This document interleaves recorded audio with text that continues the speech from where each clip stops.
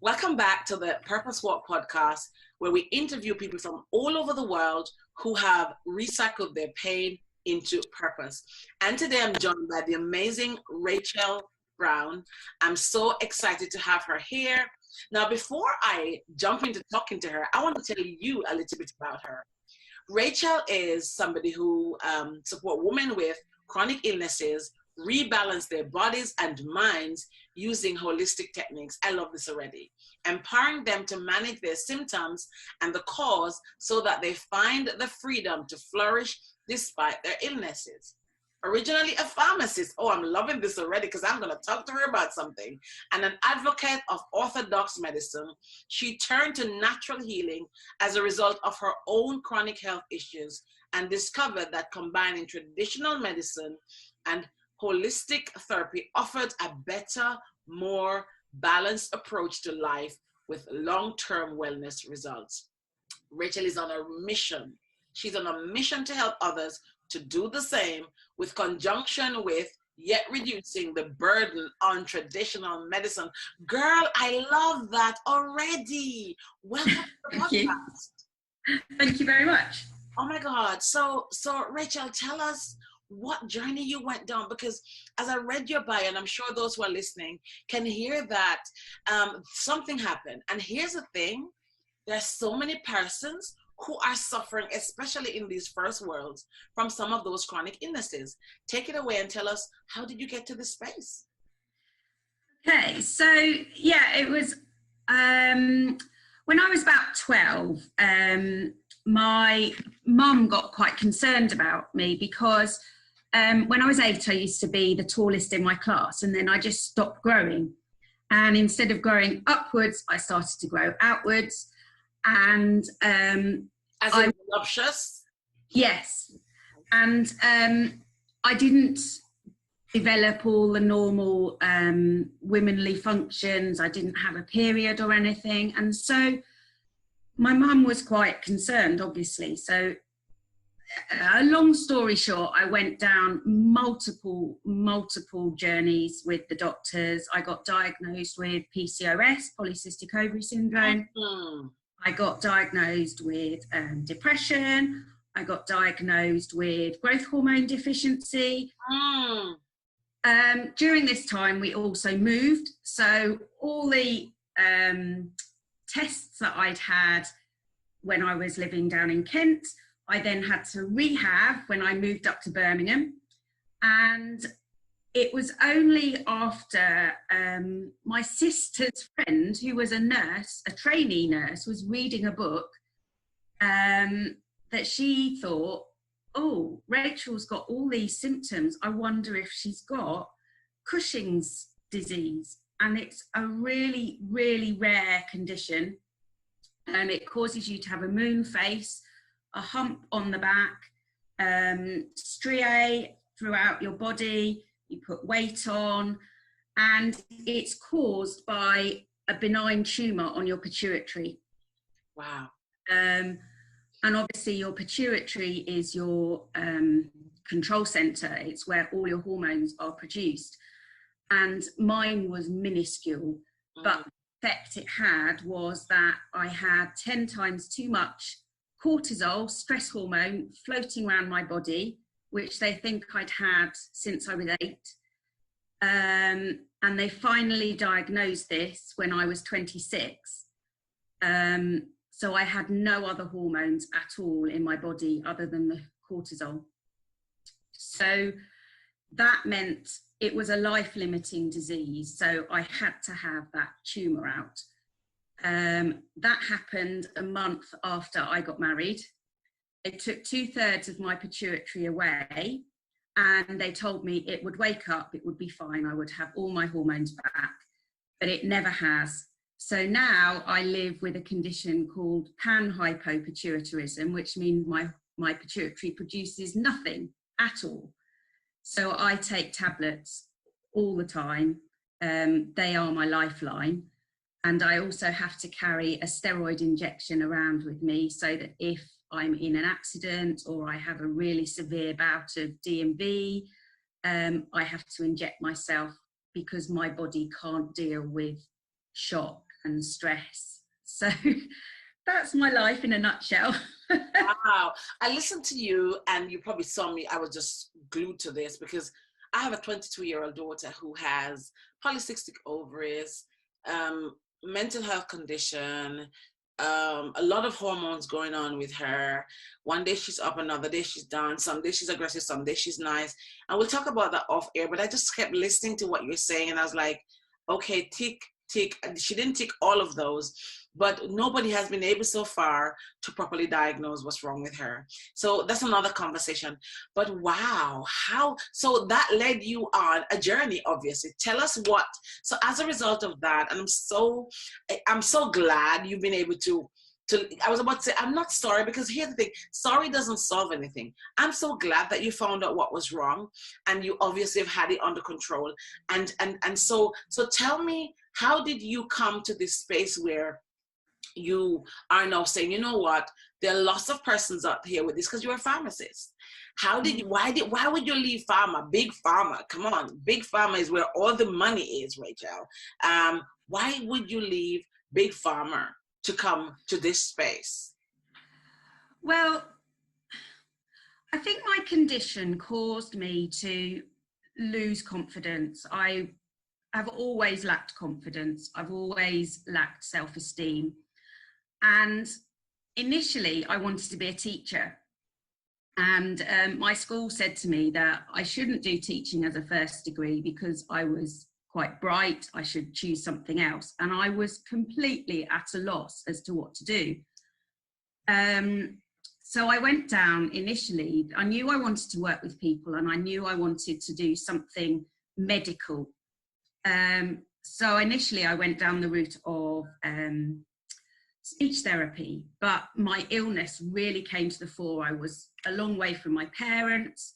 I was quite anxious. And so I gave that up. And it was really my mum who discovered the pharmacy, and it sort of ticked all my boxes.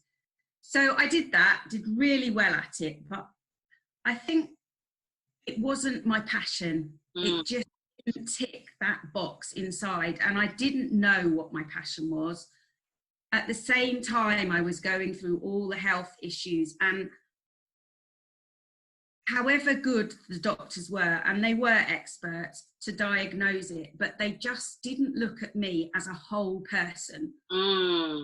When my tumour was removed, they said, great, you're cured of Cushing's, but they didn't then think, oh, she's got panhypopituitarism now.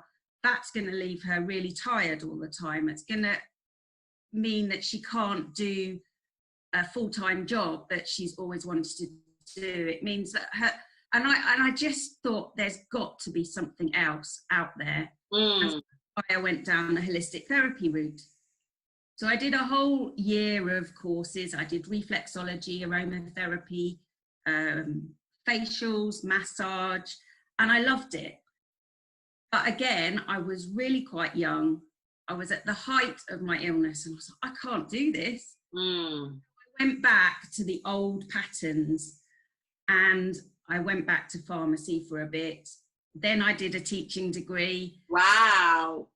Yeah, but the whole time, I think I wasn't myself. And there was something that, and I'm learning all the time now, but I think there was something inside of me saying, no, this isn't right for you, Rachel. And it didn't work. And at the time I was devastated and I was like, oh my goodness, there's another thing that hasn't worked. Then we had to go down IVF route for my children because obviously I couldn't have them naturally. And I was told I probably wouldn't be able to have them. So we had 3 rounds of ICSI and the first one didn't work. And I'm absolutely certain it was. Were you, let me just ask, so, and I'm asking here, and I hope it's not too personal, were you having a period at this time? Did you still have all those functions? No, nothing. So they gave me tablets to have withdrawal bleeds to make sure that my body was working as well as it could. So yeah, I had to go down the ICSI route. And at the time, the first time I did it, I was just in my teaching job.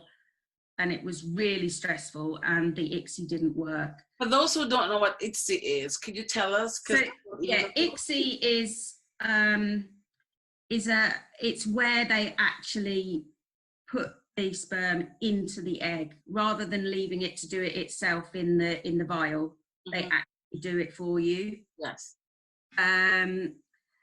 So yeah, the first round didn't work because I was really, really stressed with this teaching job, and it was a wake-up call, really. Completely stopped that job. I got something that was much less of a responsibility because I couldn't not work. My brain was just such that I needed to work, but my body wasn't able to keep up with my brain, basically. We went down route 2 and 3, and I got 2 boys. Wow. One from round 3. So they are my miracle boys. Amazing. Yeah. And they actually gave me confidence. Isn't that, can I just pause for a second there, because that is so big. You did pharmacology, you did education, you did holistic medicine, and you said you lacked confidence, and then when you had your children, they gave you confidence. That is amazing, because here's the crazy part. Sometimes purpose is not what we think it is. Sometimes purpose is interchangeable. Sometimes purpose can literally show up in ways we didn't expect it. Your sons were kind of part of what gave you purpose. They gave you confidence. And I just I had to stop there and really dissect that. For somebody who's listening or watching this and thinking that, oh my God, she's been through so many things. What's going to happen next? She had 2 children and they gave her confidence. Continue, because I think that's just so amazing.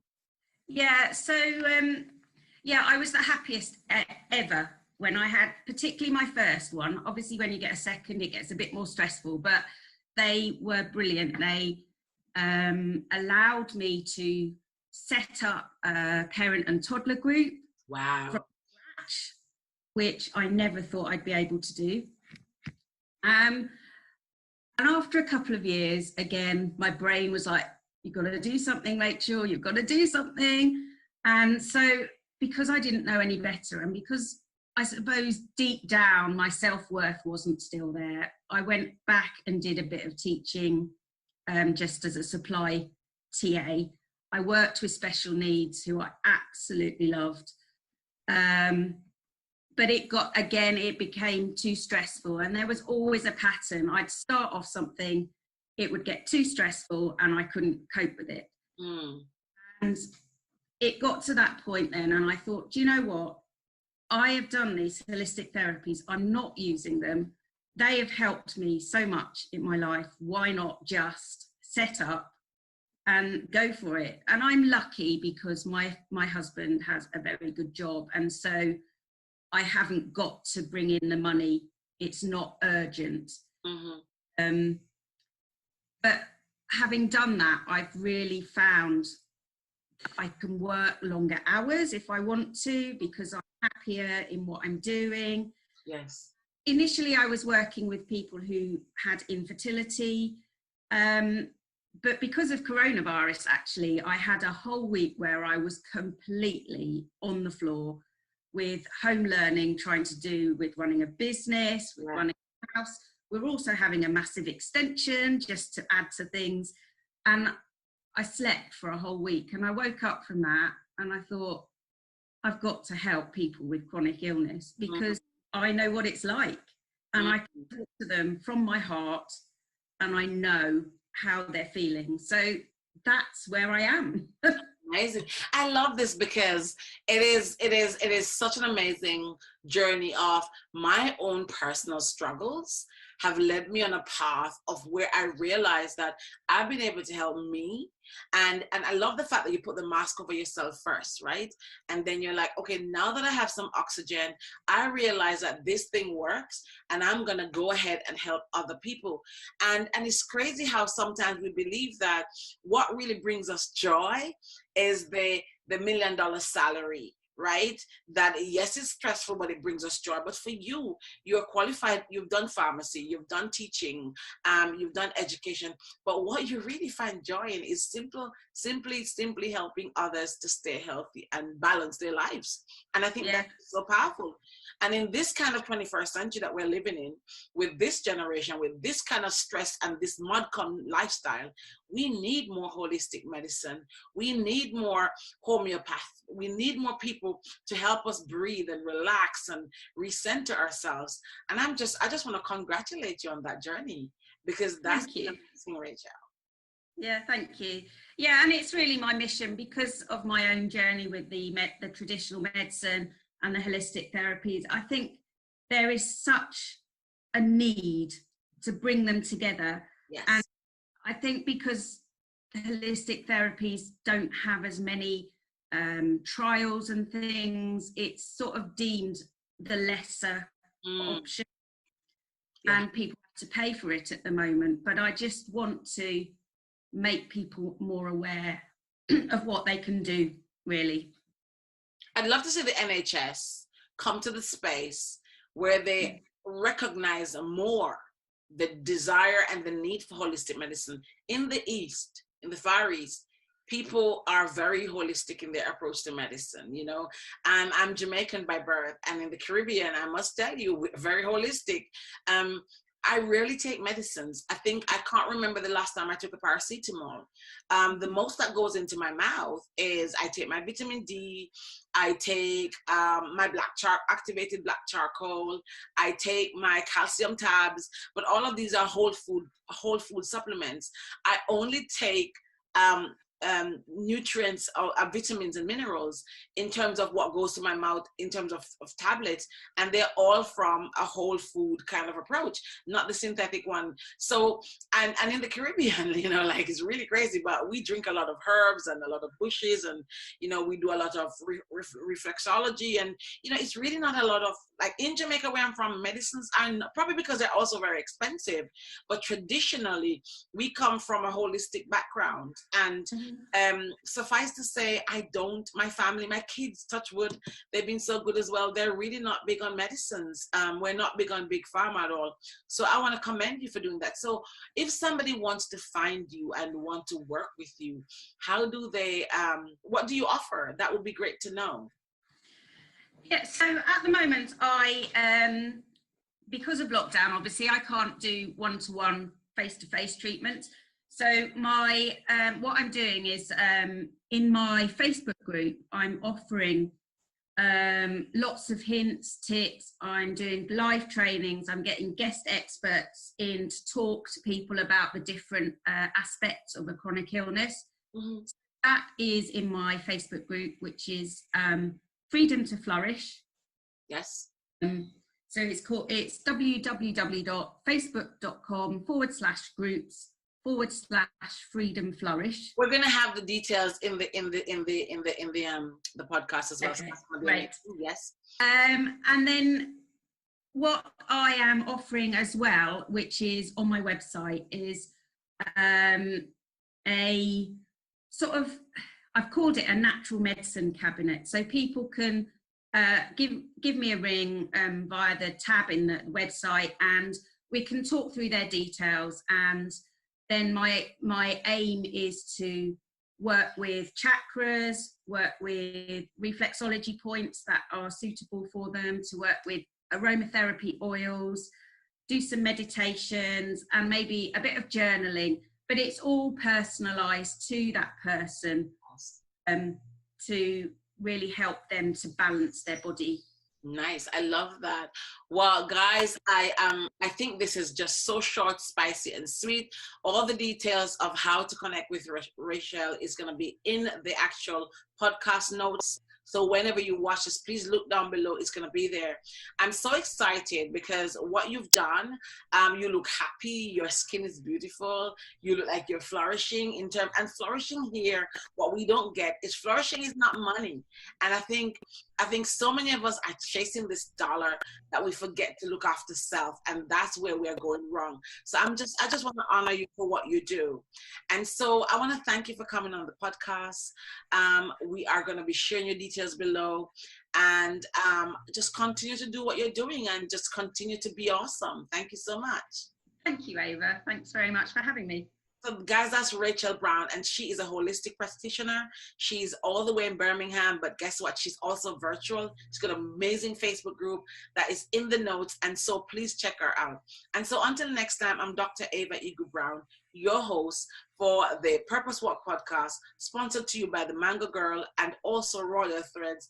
And until next time, when I bring you another guest who's going to be sharing with you some of the amazing journeys they've been on, but how they have overcome and they are now walking in purpose. See you on the next time.